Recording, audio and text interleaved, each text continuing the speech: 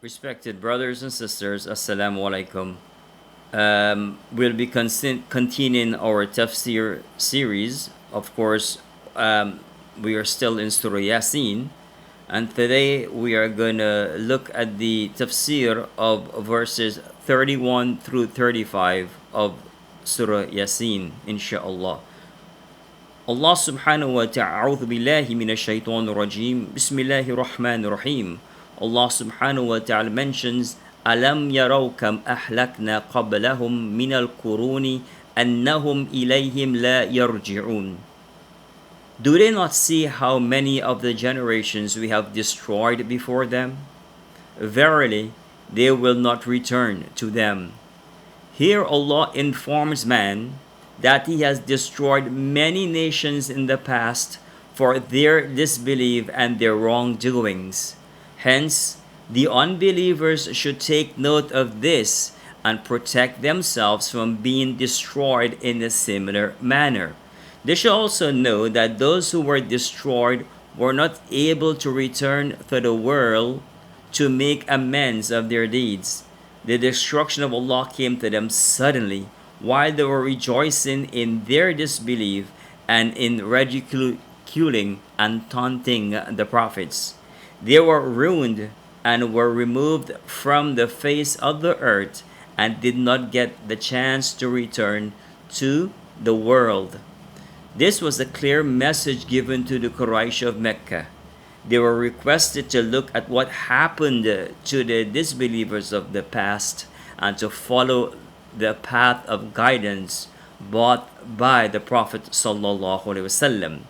Surah Yaseen continues in verse 37. Allah says, وَإِن كُلُّ لَمَّا جَمِيعٌ لَدَيْنَا مُحْضَرُونَ. And surely every one of them will be brought before us. Here Allah informs everyone that each and every person, past and present, shall return to Him. All shall be presented before Him for reckoning and the requital on the day of judgment. At that time, rewards shall be given to those who did good deeds, and each person will have a retribution for the wrongs he did. All the nations of the past and those yet to come in the future shall be brought before Allah for accounting on the day of judgment. While commenting on this verse, the great Mufassir Abu Ayyan writes, this verse was mentioned after highlighting the destructions which came to the people as an indication to the fact in the hereafter those were punished in this world would not be spared. They also would have to face the reckoning and accounting and will be further subjected to the terrible punishment in the hereafter.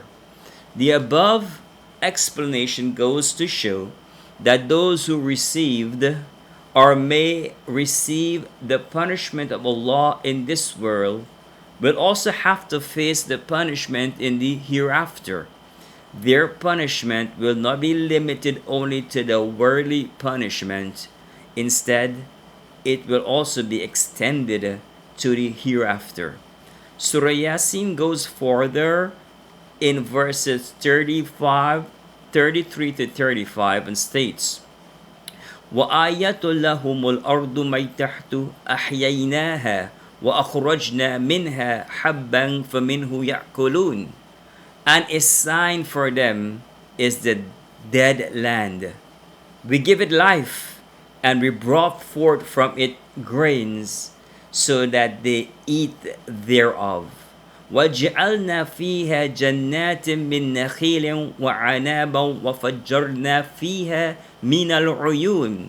And we have made therein gardens of date palms and grapes, and we have caused springs of water to gush forth therein.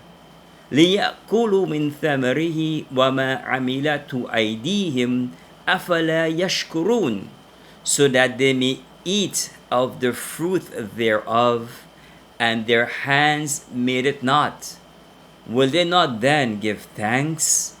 The above verses place before man signs to show and prove that Allah subhanahu wa ta'ala is all powerful over everything. It is He who has created all things, and just as He gives life to the barren, dead land, He also gives life to the dead.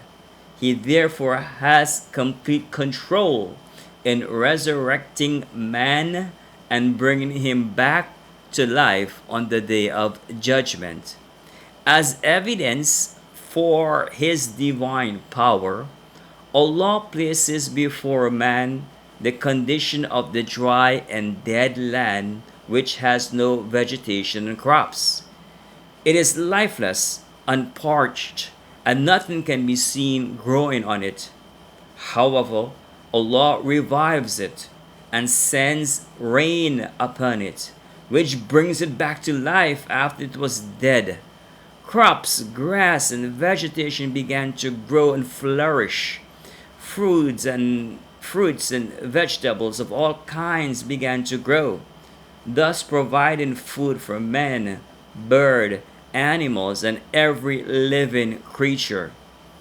Pure and fresh water also comes from the heavens and gushes from the earth for the livelihood of all creatures. These are from the favors and bounties of Allah, which He provides for man.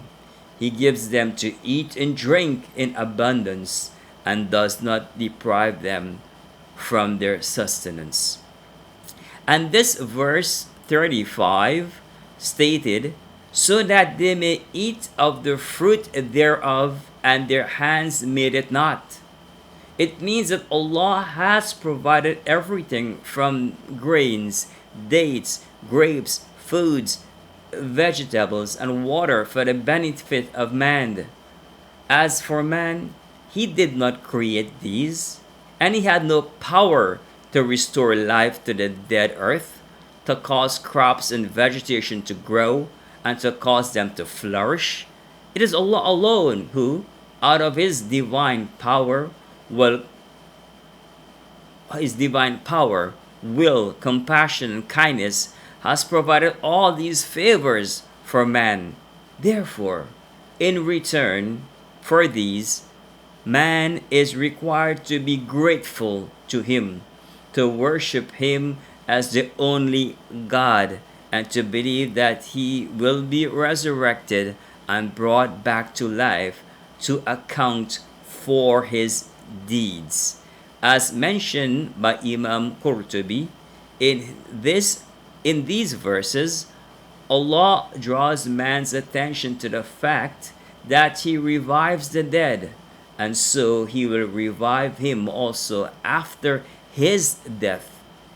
He reminds him that He is the one and alone who is all powerful over everything.